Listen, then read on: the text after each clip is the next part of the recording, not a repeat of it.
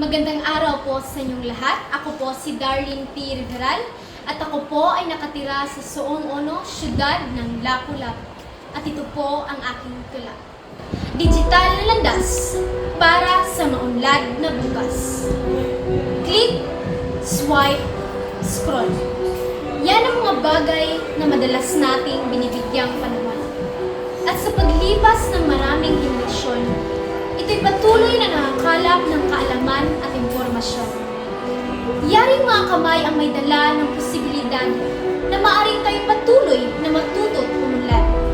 Mga kalamang nanggagaling sa digital ay nagpapalawak ng ating kaisipang moral.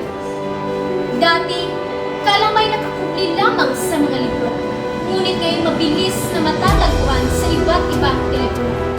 Ito may nakakalungkot pakinggan, ngunit dito'y napapadali ang pagkalap ng impormasyon sa malalayong kabilistan. Mga kabata ay dati matmang, ngayon puno na ng kaalaman. Dahil sa digital, mga boses natin rinig at patuloy na madidinig. Dahil ang tanging layunin, mapalago at pasilayan ang kalamang bago pa sa ating mga pandinig. Kaya't huwag sayangin oportunidad na nakalaan para sa atin. Gamitin ang gusto at maging responsableng tao. Dahil sa mga kamay mo, makikita ang mga pagbabago o ang kasabihan, ang pagbabago'y magsisimula sa iyo. Isiping mabuti lahat ng mga aksyong ito.